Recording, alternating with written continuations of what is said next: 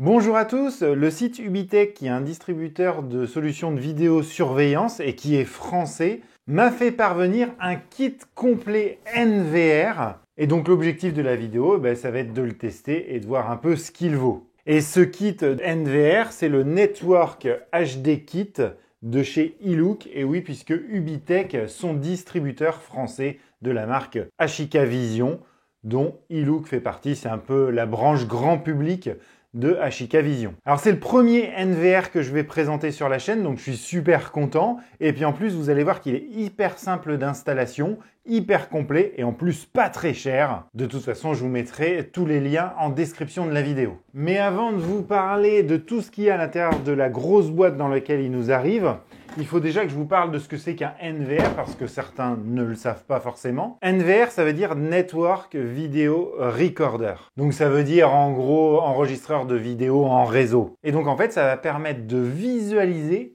et d'enregistrer dans un seul appareil tout ce qui se passe dans vos caméras. Et donc généralement, on a un stockage qui est assez conséquent dans le NVR et du coup, toutes vos caméras vont envoyer leurs images qui vont être stockées dans le NVR. Donc ça permet d'avoir un stockage tout centralisé au même endroit. Allez, maintenant je vous montre ce qu'il y avait dans la boîte. Et voilà ce qu'on avait dans la boîte. Donc déjà, on a 4 caméras, vous voyez, c'est hyper complet. Et si on fait le détail, on a notre NVR, donc c'est vraiment le cerveau. C'est là qu'il y a en fait la carte mère qui va gérer tout ça et le stockage qui va enregistrer vos images. Et ce qui va vraiment nous intéresser dessus, c'est ce qui se passe derrière. Donc vous voyez, on a pas mal de ports. On va retrouver ici 4 ports RJ45 PoE, c'est-à-dire que vous allez brancher vos caméras de surveillance en RJ45 dessus et l'alimentation va se faire par le câble RJ45. Et oui, c'est ce que ça veut dire PoE, Power on Ethernet. Ici, on retrouve un autre port RJ45 qui, lui, va permettre de connecter le NVR à votre box, ce qui va vous permettre d'accéder à vos images depuis l'extérieur, depuis un smartphone par exemple. 2 ports USB type A et puis un port HDMI et un port VGA. Et oui, puisque vous allez pouvoir brancher un écran dessus et du coup visionner vos images un peu comme ce qu'on voit dans les supermarchés, vous savez, hop, sur un écran, vous avez directement les 4 caméras, mais je vais vous montrer ça par la suite. Et ici, le petit port d'alimentation en 48 volts. Et comme je vous disais, c'est ici que va se faire le stockage de vos images. Donc, il est fourni avec un disque dur d'1 Tera. Vous pouvez le remplacer et mettre jusqu'à 6 Tera. Et alors c'est pas un foudre de guerre, le disque dur, c'est un Western Digital. 5400 tours par minute. Et après, si on parle cosmétique, il fait 265 mm de largeur sur 225 de profondeur sur 48 mm de hauteur. Toujours dans le kit, on va retrouver 4 caméras, ce qui est quand même pas mal. C'est des caméras mini-tubes, je crois qu'ils appellent ça, qui ont un capteur de 2 mégapixels avec un angle de vision de 133,5 degrés en diagonale, 114,8 en horizontal et 62 en vertical. Donc elles vont fonctionner à une température entre moins 30 et plus 60 degrés. Donc 2 méthodes pour les alimenter. Alors sachez que comme vous allez avoir le NVR, vous allez utiliser directement le port RJ45 PoE qui se trouve derrière. Mais sachez que vous avez la possibilité de mettre une alimentation, mais qui n'est pas fournie, puisque le kit en lui-même n'a pas besoin de l'alimentation. Je pense que c'est des caméras qui se vendent aussi au détail. Ces caméras sont également équipées de LED infrarouge qui vont leur permettre de voir la nuit. Il nous dit jusqu'à 30 mètres, donc on va tester ça ensemble tout à l'heure. Mais nous n'avions pas que ça dans le kit. Alors bien évidemment, il y a l'alimentation pour le NVR, des manchons étanches qui vont permettre, si vous la branchez à l'extérieur, de mettre votre câble RJ45 et que l'eau ne s'infiltre pas à l'intérieur. Donc on en a 4, autant que de caméras. On a aussi des petits gabarits de perçage autocollants, c'est pareil, on en a 4 pour pouvoir poser les caméras, et 4 sachets de vis et chevilles pour pouvoir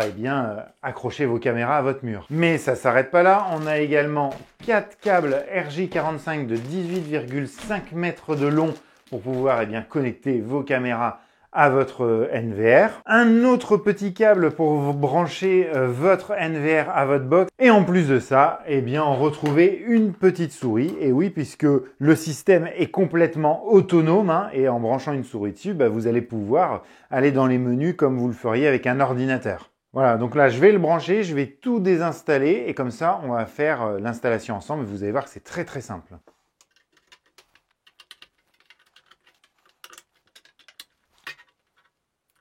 Et là, si je laisse comme ça, je peux faire fonctionner mon NVR qu'avec une seule caméra. Bon, on va en mettre plusieurs pour vous montrer comment ça marche. Et voilà, nos 4 caméras sont branchées, le NVR est alimenté électriquement. Je vais aller installer les caméras sur place et puis après je vous montre comment ça fonctionne. Alors bien sûr, je ne vous l'ai pas dit, mais elles sont inclinables de haut en bas ou sur les côtés. Il suffit après de resserrer la petite bague qui est derrière. Et quand on l'allume, on peut voir on a des voyants d'état sur le devant qui vont vous permettre de savoir s'il fonctionne ou pas. Là ici, on a l'accès réseau, l'accès disque et puis là, le voyant pour dire qu'il est bien allumé. Et voilà, dès que vous allez le brancher au courant, il va démarrer. Et vous arrivez directement sur cet écran-là et avec votre petite souris, vous allez dire que vous allez faire ça en français. Et là, il va me demander de définir des mots de passe pour la partie administrateur. Donc, c'est ce que je vais faire tout de suite. Donc, vous voyez, quand vous cliquez dessus, vous avez un petit clavier qui se met là et vous faites activer. Après, il nous demande au moins une méthode de réinitialisation de notre mot de passe. Donc, moi, je vais saisir mon adresse mail. Et après, il nous demande de définir une séquence, vous savez, comme on a sur Android pour déverrouiller l'appareil. Il me dit de définir mon fuseau horaire. Je fais encore suivant. Là, après, je touche à rien. Je fais encore suivant. Il m'a détecté tout de suite les 4 caméras qu'il y a dessus. Je fais suivant. Moi, je veux pouvoir y accéder depuis mon téléphone en plus de mon ordinateur. Donc là, je clique sur iLog Vision. Et là, il me donne un QR code à scanner, ce qui va nous permettre de télécharger l'application iLook Vision. Je fais terminer. Et ça y est, j'ai accès directement à mes 4 caméras. Alors vous voyez, franchement, c'est on ne peut plus simple. Alors vous avez l'impression que je suis en 3 fois, mais c'est que j'ai 3 caméras que j'ai mis devant et une que j'ai mis à l'extérieur. Si on veut en voir une en plus grand, on double-clique dessus. Et donc là, on l'a en plus grand. Et je ne sais pas si vous vous rendez compte sur l'écran là, mais l'image est quand même de très bonne qualité. Voilà, là je vais claquer les doigts. Vous voyez, c'est vraiment très réactif. On peut zoomer numériquement dans l'image. Voilà. Alors c'est du zoom numérique, forcément on perd fortement en qualité. Donc là vous voyez dehors c'est vraiment très très propre, on voit vraiment bien. On arriverait presque à lire la plaque d'immatriculation qui se trouve sur ma voiture. En haut ici, vous retrouvez en fait tous les messages que vous a envoyé la caméra. Là par exemple, elle a détecté un mouvement, c'était moi. Si on clique dessus, ça met un peu de temps à arriver, mais ça nous montre en fait ce que la caméra a enregistré. Et pour faire tout ça, c'est hyper simple en fait. On va sur le menu et là, on a accès à tous les paramétrages. Donc sur le côté, vous avez chacune des caméras et ici, vous avez plusieurs options. Si on va ici dans lecture, on va retrouver tous nos enregistrements, donc soit par caméra, là voilà, c'est ce que j'ai fait tout à l'heure, et vous avez une espèce de timeline en bas qui vous permet de passer d'une vidéo à l'autre. Voilà, c'est quand même hyper pratique.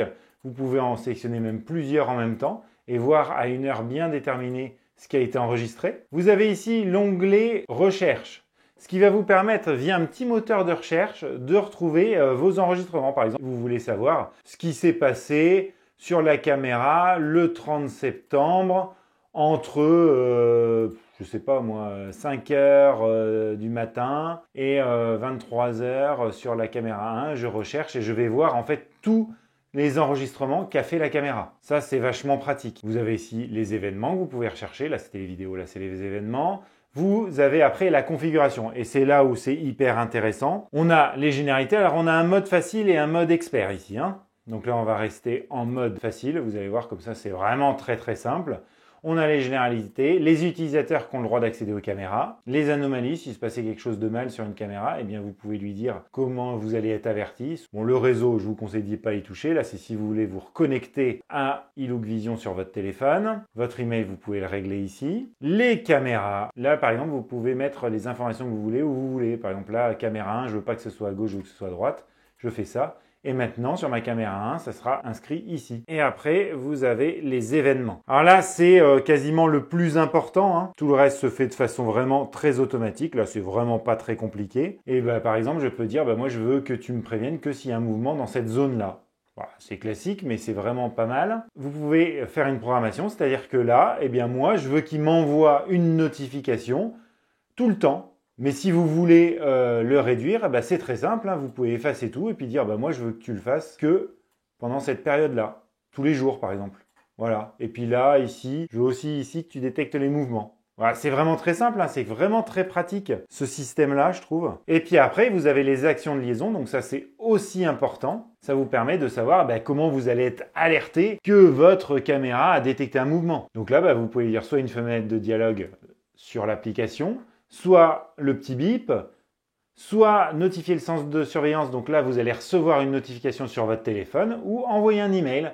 Et qu'est-ce qui peut être? Là, c'est sur la caméra 1, mais vous pouvez mettre aussi la caméra 2, la caméra 3 et la caméra 4. Et après, ici, vous avez l'enregistrement. Donc là, vous allez gérer l'enregistrement. Vous pouvez vraiment faire ce que vous voulez. Donc là, déjà, vous avez la capacité restante sur votre disque dur. Mais si vous allez sur planification ici, eh bien, vous pouvez définir comment vous voulez enregistrer. Donc, soit en continu si c'est bleu, soit que quand il détecte un événement. Donc là, par exemple, on va faire sur la caméra 1, que quand il détecte un événement tout le temps. Et du coup, c'est très simple. Mais par exemple, si vous voulez filmer toute la journée en continu, vous pouvez mettre cette partie-là en continu. Et après, au niveau des paramètres, là, vous pouvez vraiment gérer l'enregistrement de vos caméras. Donc, vous pouvez choisir le H265 ou le H264, la fréquence d'image, la résolution dans laquelle vont être enregistrées vos vidéos.